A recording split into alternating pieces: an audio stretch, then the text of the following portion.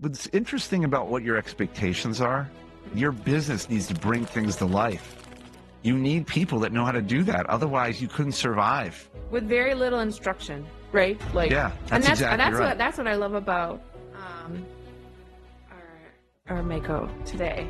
Is I feel like he has no context and he's willing to just jump in and figure it out. And my favorite interaction with him is because we don't have an internal Yammer or Slack. We don't do that. And we also don't email each other. Like, that's just not a protocol. Like, unless you're like sharing a file or a deliverable with a client, we don't email each other internally.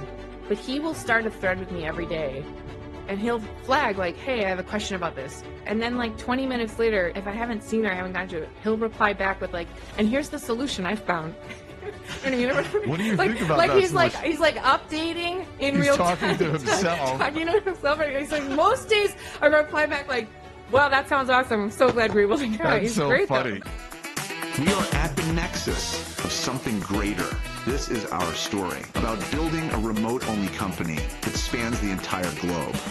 This is the future of business, technology, and global remote work. You are watching Discovering the Possible. Today, as a guest, we have someone very unique, and Angela Damiani, who has spent largely her entire career building experiences for other people. And what kept her coming back day after day and week after week was the rush that she got from those moments, not just from the people that she was executing for, but being a part of those events, creating those events. And, it started out very innocently, I think, where she put one event together and then it became another and another. And now 10 years later, 14 years later, she's still doing it. And she still gets the same rush, almost like it's new again.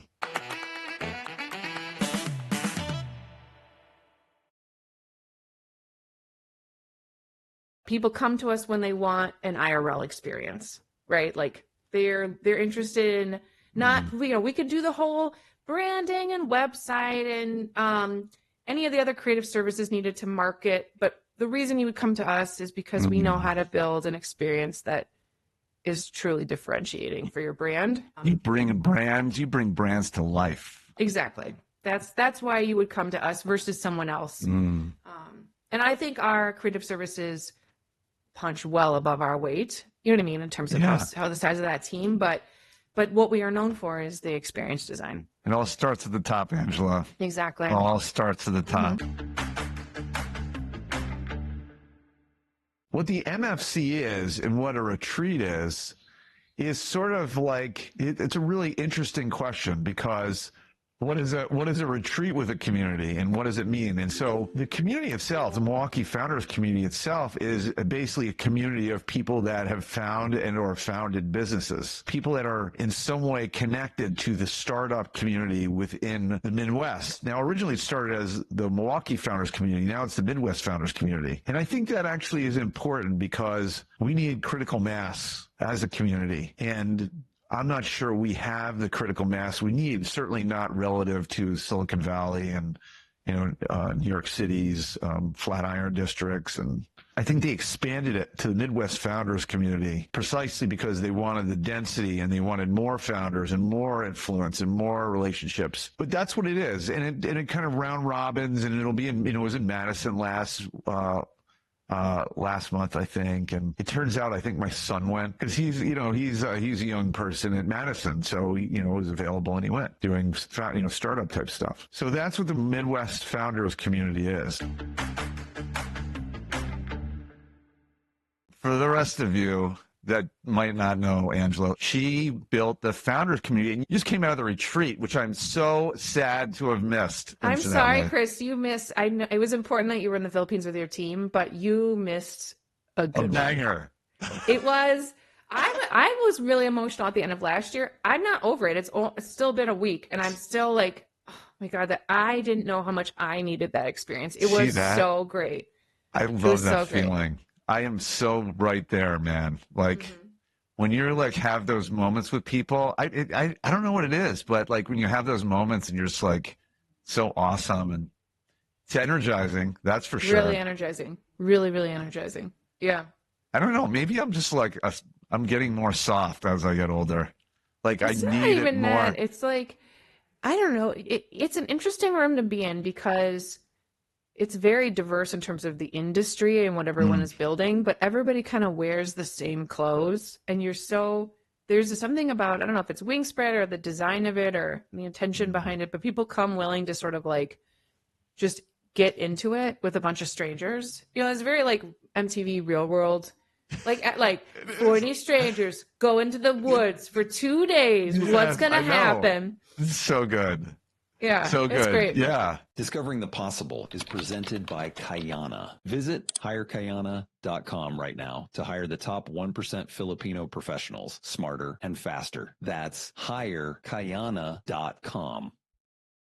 The kumbaya moments too around the fire. Did you have those? Like, No, did it you was have the it was 5 degrees, so we had to stay inside. But people actually played board games, and it got heated. This is a group of very competitive Nice. people, and it got I would have been.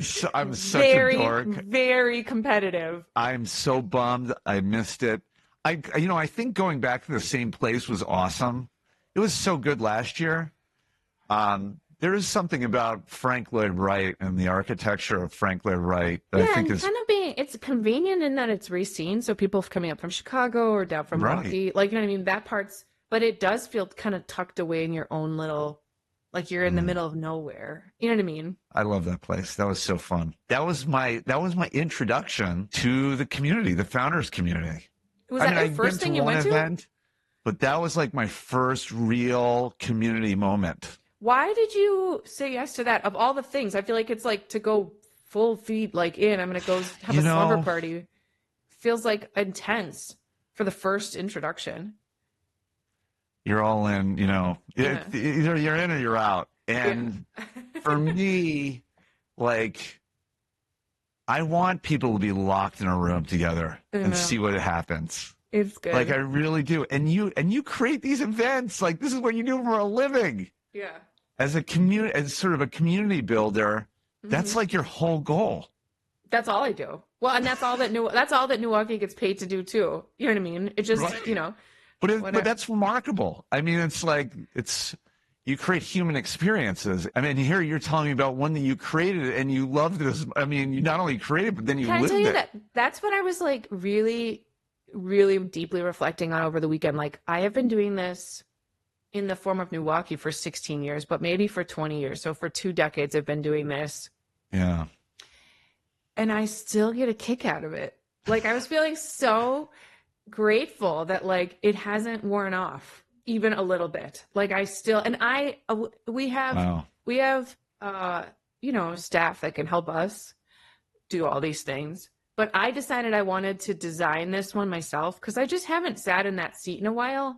And I really had an idea, like having gone last year, of like, okay, this is what I want this next year to be. And so I didn't assign anything. I did all of it from top to bottom, just to see, because it's like you don't do it for a long time. I'm like, can I do this? You know what I mean? And I was like, no. Can I still do this? I killed it. Like, I killed it. It was so You're good. like, I'm good. I'm still good. I can still have it. That's awesome. And it was gratifying, not just because I did a good job, even though I did an excellent job, but it was just like, wow, I really being able to figure out the pacing and what people need and where their energy's at and how to get them to like come together, but then also break apart and then re-come together in a new formation. Like, all of that requires a bit of an art and a science.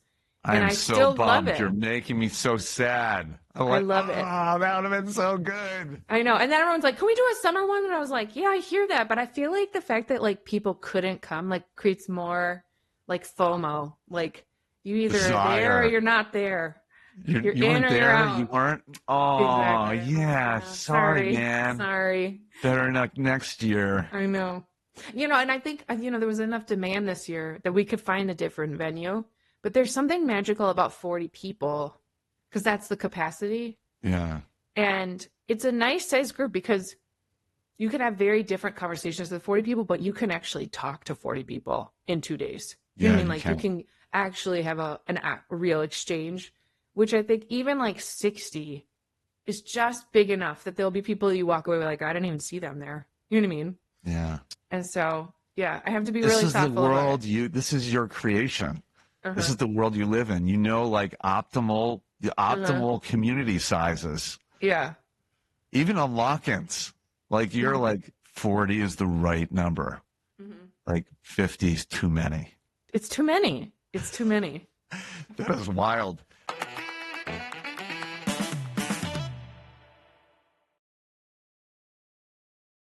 She sows the seeds of relationships in these events that last far beyond the event. And yet, when I asked her if, there was anything to show for it after the event, she said no, it disappears into the ether, which is a really interesting way of thinking about it. And yet, communities last beyond the event, right? And people's willingness to come back to the next event obviously mean that it isn't that fleeting. So I think that's a really interesting thing. Now, the other thing you should know about Angela, and this is when I met her, in knowing and learning about what she does for a living, is that I knew no one could pay her enough for it and how critical it is to a community as a whole. Someone who's actually there to build the community benefits everyone. And yet, much like a public good, it's hard to truly value what she generates because it lifts all boats, it lifts all tides. I find that to be very interesting and very interesting from the perspective of someone who participates in her communities, but also interesting from the perspective of someone who's lived that life of continuously generating those moments for communities. And now that she directed her efforts towards the entrepreneurial community of Milwaukee, which in its own way is still, I think, somewhat nascent. I think I'm very hopeful because someone is tending to it the way she is. The moments that you were creating came very naturally in the environments that you were building and how you're getting people to interact and the people that because you also find people like you to work the same sort of gig, other community builders. Yeah, well, especially for anything with the Midwest founder community, it isn't just me. I did plan this retreat, but there's a group of a dozen of us who all contribute to the many different initiatives that we take on. Yeah. And it's fun because it just right before this, I got an email from somebody who came to the retreat, was like, so tell me about how to become a curator. And I was like, got another one. I like hooked yes. them. But not Who someone else is like curator. Someone wants to stand up. Because, more is more. Like if we have more people who are interested, it's all volunteer led, Right. So that means we could do more if we have more capacity. So so that's a volunteer-led organization, but you still have to make a living. Yes. Right? So yes, all my MFC stuff is just fills my soul and keeps me inspired and happy. That's amazing. You're like the best. You're the friend everyone wants. Stop. It's true. You organize everything. Like all you need around you is people to say, "Yeah, let's do that," and you're like, "Yeah, let's go. We're going up that hill." Yeah, but you know what the downside to that is I'm a terrible guest. Like I can't relax. Like in other people's stuff. Oh my God. Do you know how many photos I have on phones of like, oh my God, look at that sign holder. We got to figure out where they get that fabricated. Like we could use that in a different, like I can't just be a guest. Really? Someone else's thing. I have to have already like architected it or I'm not comfortable. You know what I mean? So that's the like, silver edge there.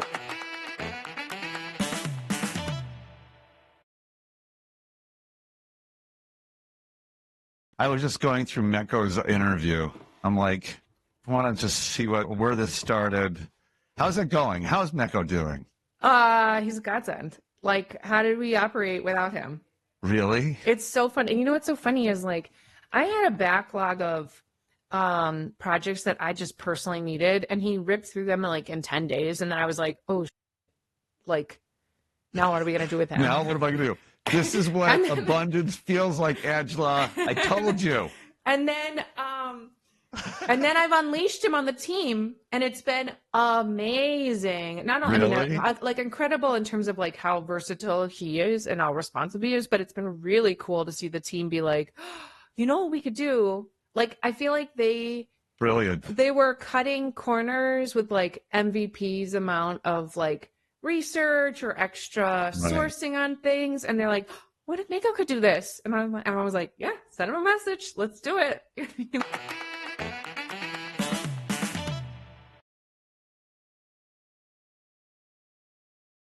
When we originally thought of you for the show, I made a promise to you. I said, I'm gonna show you what's possible, and we're gonna go find you someone, and we're gonna do this thing. And what was lovely is, as it was failing, you were kind enough to let me try again. Because I wanted the promise to be true. I know. You had painted a picture of my future, and I was like, no, I'm stubborn. I'm bullish on this. Like, I can see the potential of it now, and I must have it. I know, and I am so happy. I'm so happy that we delivered. It doesn't happen often that we listen. Let me take a little bit of ownership here. let me be real about how I am as a manager. I don't like to manage people. I mean, that's just what it is. Like, I feel like I hire people who can get half of an idea out of me and then bring it to life.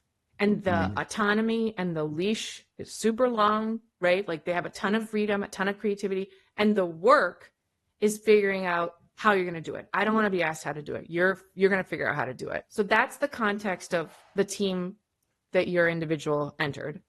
Yes. And then in the meantime, we started this in the hell that was Q4 because of the election project last year. Right. And I just had no space for training, no space for onboarding.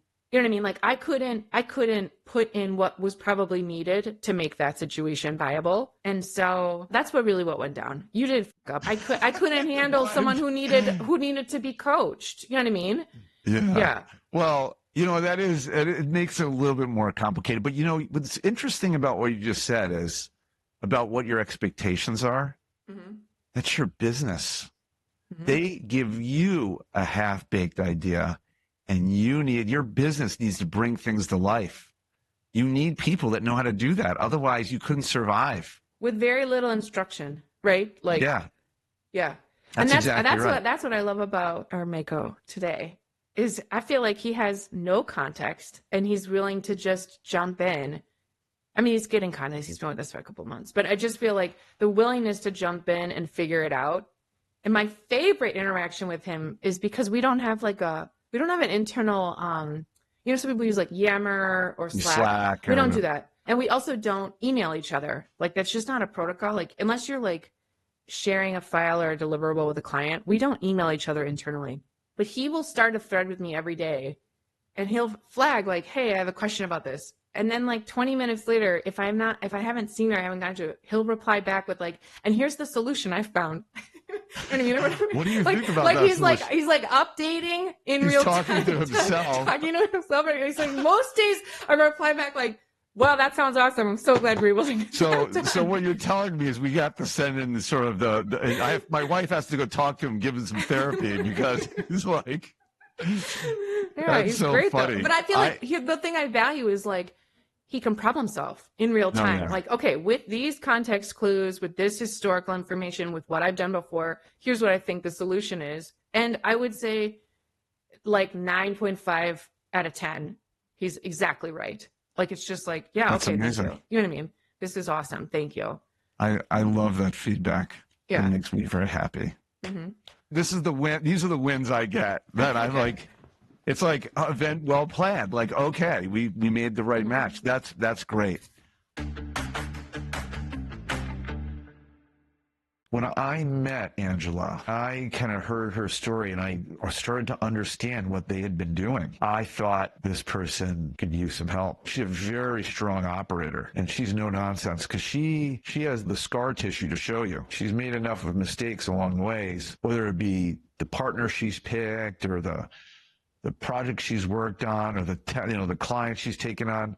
when you start thinking about outsourcing, when I get the most confident I am for a remote professional whom we care deeply about getting in the right position or right situation, when I know that the client is such a strong operator, I know it's going to work because the value proposition is clear and the resource will be very well managed. And I knew that for the spades for Angela. We just had to get her what she needed. We effectively failed her in the sense that we placed someone with her and it didn't work out. And that doesn't happen very often. I have my theories about what we needed to do better. And clearly they worked because Mecco is killing it and just blows her away. And really, when I know that it's working is when she tells me that the team has accepted him. That is great.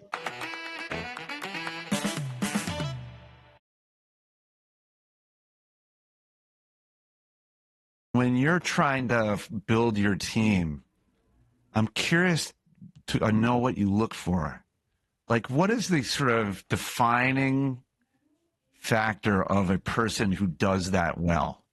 Because there's so many things that go into it. I would say we have a very diverse team.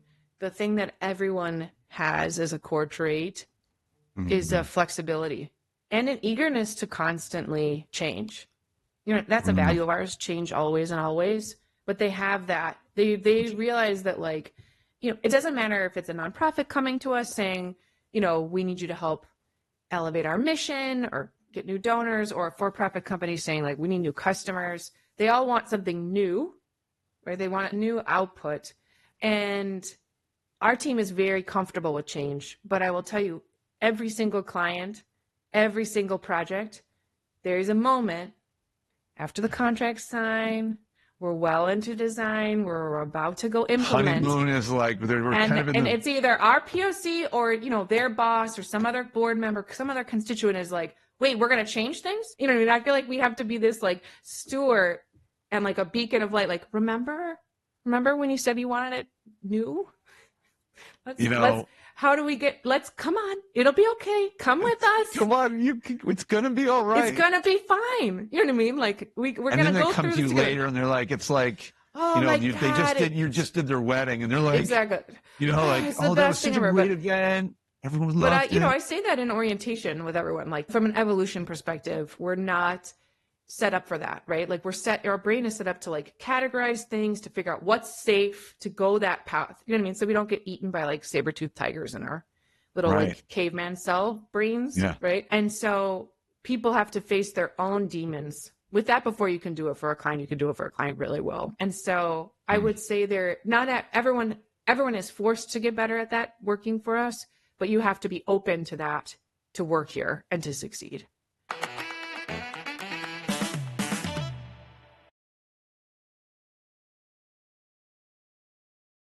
Let's just say that I think there's a couple things that happen when you're matching people. Because, you know, people think of what we do as just the matching. And of course, that's not true. It's the matching and everything else that comes after it. It's very intensive.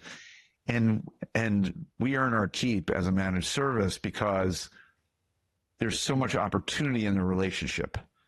And we don't believe that remote professionals are commodity in any way. They're actually they're living, growing career seeker, and if we put them in the right position, they can really grow into something substantial. But, you know, there's what the client tells you and how you interpret it, and how you know, basically how you interpret what the client's saying and how you merchandise the window. Because, as you know, we put a series of people in front of the client and they get to choose. Well, sometimes you put a shiny object in front of a client and it might not be their best option, and yet you gave them the choice to choose because we want them to own the decision. But in this particular, you know, as we do normally, the client chooses. And I think we both learned about what works and what doesn't. So the second time around, it was perfect. That happens sometimes, not all the time. What's important is that the client believes in the vision and lets us try again. And every single time we've tried again, we've nailed it. And I think our team feels terrible about failing and does everything within their power not to fail again. And that means not just getting the right people, but managing the onboarding process, training to the gaps or the things that we now understand much more about the relationship. I always wanted to help people, but helping people feels very transactional, you know, but not with our business, because the help we give people stays with them, and the benefits continuously compound. And you know what's interesting about that is that's probably some of the feel good that you get in building communities, just like Angela does. It really sticks with you, and you really do impact people.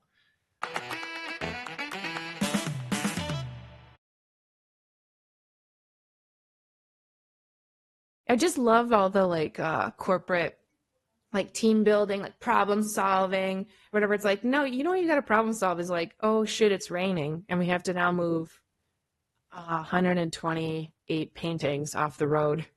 Like, oh my gosh. What are we going to do? How are we going to do this? What are we going to do now, people? Like, that's happening now. Now we're doing this. We're all going to figure out how to do it. And you have to staff up for that, for those possibilities and eventualities. Yeah, exactly. And do you like... And, do you have and like people have to be, I mean, this is always really fun when we have like a very technical role. Like we'll have like a web developer or a graphic designer. Like, you know, they think they're coming on to like make the pictures pretty. But then when it comes to one of those experiences, like, no, this is an all hands situation. Like there's no, you're not like an office worker. And then we have an experienced design team that's out in the trenches sweating and hauling stuff. Like you're there too. And I also think that's very bonding.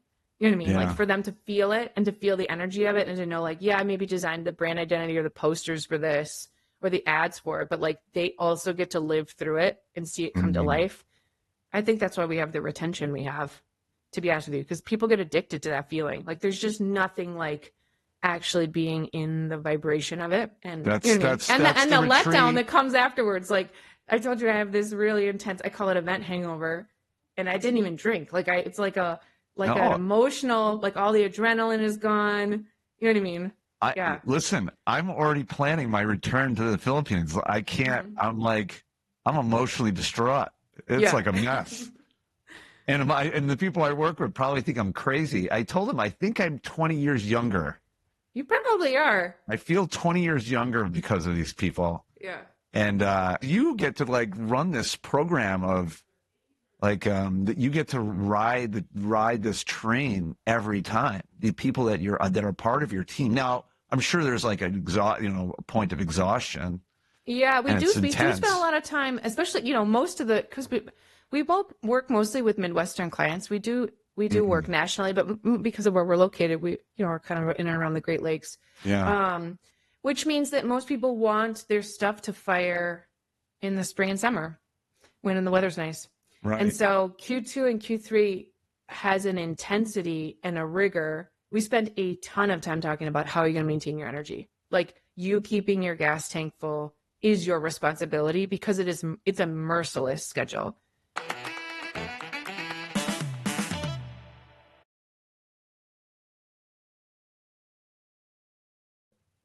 Yeah, when we were talking about the pace of your business and all the things you wanted to do, you have a certain gravity to you. I think you carry a certain number of hard knocks that any entrepreneur has. Well, that's because I've done every bit of this business. There's not a single job that I haven't done myself. You know what I mean? Right. Yeah. And like that forge of like entrepreneurial hardship and ups and downs where you think you made it and then suddenly someone just kicks you back down to the ground and then you got to pick yourself back up. Yeah. And that happens like in every event, it sounds like and that, you know, that makes you uniquely suited, I think, and why it seems so fitting that you are driving the sort of Midwest founders community. I think that's interesting. Maybe you're right. I do feel resilient. Like I don't take any of it for granted because I realize it could all change. The dynamic could change. You know what I mean? At any point. When it's good, I feel like I know how to acknowledge that and to like just feel it. Like I'm just gonna like, oh, I'm gonna steep myself in this moment because who knows what tomorrow will be. You know what I mean? But I wish, to your point about leading the founder community, gosh, I wish I would have had this 16 years ago. Like, I feel like that's why I'm so committed to it, is like every time I meet a baby founder, I'm like, all right, come on, get in. The pool is warm. You know what I mean? Like, don't be scared. You won't drown. If you do, you just get back up. You'll be like a cat. You have another 9 lives. You're going to be okay. Yeah.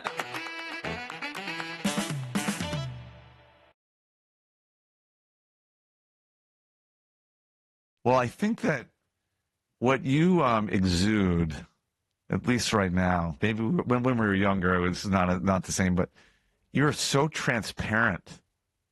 You're just so real. Like you're like, I don't know, but maybe because I never took that job with Honeywell. Like I don't have any corporate rules. I don't care to learn the politics. I would rather do the work, not like have all this weird work we have to do before we actually do the work.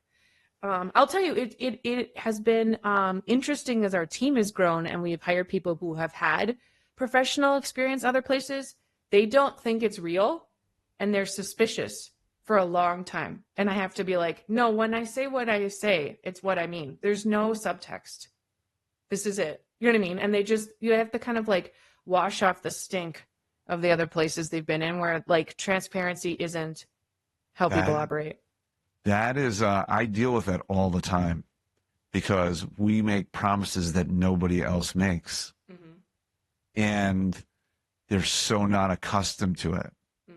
And because it's a double-sided network and putting remote professionals with clients. Yeah, you're a clients marketplace. Are like, no, this is not possible. And the remote professionals like, this is how I've been mistreated. But the trust that people put in your company is the thing. And you deliver it with authenticity. But I have to believe it shows up in the Midwest founder community too. Like, I think that's the thing that people value because it's real. Yeah, and it's because it's a safe place, because it's so isolating. And I've always been blessed that I've had co-founders. So you have someone else that's at your level that you can be like, all right, what the fuck are we going to do now? You know what I mean? Right. But for people who don't have a co-founder, oh my God. Like, I can't imagine not having someone else, you know what I mean? To be like, well, do we go left or do we go right? You know what I mean? What are we going to lose if we, pick the wrong one? Yeah. And so to know that there's a group of people who have also done that and that you can immediately have kinship in that shared experience, even if you're building very different businesses, right. I think that's the best part. And that if there's nothing else, if we don't achieve anything else as a group, to know that like I have created that space for this moment in time and for the founders who've interacted with it, and know that will have like a tremendous impact on the broader ecosystem. Because just literally, I mean, the number of texts I get a day of someone be like, well, what do you think? And I know they have a place to text. You know what I mean? And I'd be like, yeah, just do it. Yeah. You got it. Keep going. Like sometimes you just need someone to say, no, just keep going. You got it. Trust your instincts. Yeah, you know what I mean? it'll work out. Or it this won't. Is how it always and that's happens. what I've been saying lately. Like, it'll work out. Being an entrepreneur is a very lonely place. It's especially lonely when you're really struggling, you're struggling, but it's lonely even when you're not. And who do you turn to help, work a problem? We've been lucky because we started building our team and we had financing to pull that off. And now organizationally, Kayana is self-supporting in many different ways, not just financially, but the human capital to do amazing things. But until you hit that scale, traditionally the fund route is you got to wait for someone to write a check. And in between the time you start, you basically take a personal risk. And the time that someone strokes a check, that's really scary because you really don't have the resources you need. And then even after someone does stroke the check and finances your company, you have this period of like, oh, I've never done this before. And so there's a lot of so-called incubators that have sprouted up. And the incubator, in some way, in a way, the community is a decentralized incubator where no one really owns your equity. Everyone is working. It's almost like open source. It's an open source version of an incubator community. People contribute as they care to or want to. And that really is sort of like a community in its rawest form. When you're contributing, even if you're not sure, then you're going to get something out of it. And what I really admire about Angela is that she's been organizing the people, the open sourced community. It's not clear at all how she's going to benefit, and yet she gets so much from it emotionally and satisfaction in relationships that she shows up. In fact, she said, this year I did it myself. I wanted to own that experience. And that's really interesting because normally if you want to be in the moment, you don't want to run it. You want to be a participant. And yet where she gets her lift is by the design of it. I was on a walk in the last little bit of the retreat. This guy was talking about how, you know, this new administration is going to like either make his business explode or implode. Like there's really no things. And I was like, well, you can figure this out. I was like, or it fails and it goes under and then you'll figure out something else to do. And the look on his face, he was like, oh, I could just figure out something else to do. I was like, yeah, you'll just figure out whatever the next thing is to do. Yeah. You know? And you'll be surprised. Like, I think people think very sort of binary, in a very binary way. Like it's either going to happen, this is either going to happen or this is going to happen. And there's so many potential solutions in between. And it all feels like an evolution to me, to be honest with you, because I have had other entities along the way. These aren't Milwaukee and Nuance aren't the only two endeavors I've endeavored on.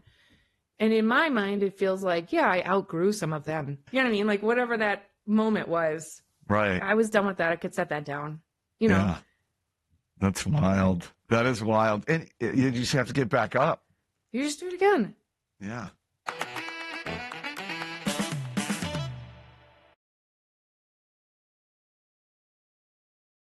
Like any business where you're making a promise and you've done it a million times before, but you just like, there's still some uncertainty in there, right? Because you're creating from whole cloth every time. Mm-hmm. Mm-hmm. And it's an art. There's an art to it. Yeah. And you've got to get the art right. But if you do get it right, the payoff is this sort of happiness, this gushing happiness. Like, how could we have ever done this without this person? How, like, what would that look like? I'm really excited because we've only had him through the end of Q4 and into Q1. Like I said, it's about to get really busy. And to know that we're going to have an extra set of hands when stuff starts to really fly, I feel like, oh, we got this. Like this is going to be the season of an, you know what I mean, of an era going. That would be amazing if that happened. Like it'll just be like, this is abundance versus scarcity. Mm-hmm. You know, I say that a ton. Mm-hmm. You know, we live in Milwaukee, and you know, I do feel like we've been conditioned to deal with scarcity. I don't know if you feel that way, but I feel that way. Like there's always something somewhere else that's better, or everyone looks to somewhere else to find that better thing, even if it's sitting right in front of them. You know, the greatest attorney in town could be in the country could be sitting in Milwaukee, but the guy in New York who's billing at $1,500 an hour is better. Mm-hmm. Mm-hmm. I really don't like that. So when you find a good resource and it's affordable and that sort of thing, I feel more like abundance, not scarcity. It changes my mindset. And suddenly the disruptions become more manageable. Mm-hmm. And the opportunities that could have been, you know, that were maybe not able to be seized are now possible. Yeah, anyway. It's been great. Thank you. Honestly, thank you. It's so funny, too, because everyone was talking you up at the retreat. Really? People at the end were like, somebody said to me, I got to actually have to introduce you to. He was like, the one thing I'm taking away is that I need a virtual assistant. And I was like, where's Chris? Really? That's so much a bummer. I'm gonna introduce you and write that down right now. So that's really funny. Yeah. That is super funny. I appreciate that. So Angela, you're nearly famous in Milwaukee already, but if someone was looking for you, where can they find you? Well, you can find me on LinkedIn. It's just linkedin.com/Angela Damiani. If you're interested in finding new ways to engage audiences, you can go to Milwaukee.com, or to hire top talent, go to nuance.co. Awesome. Yeah. Perfect. Angela, thank you for being on the show. This has been super fun. Thank you for sharing your experience with us so that other people can discover the possible. Of course. Thank you. All right.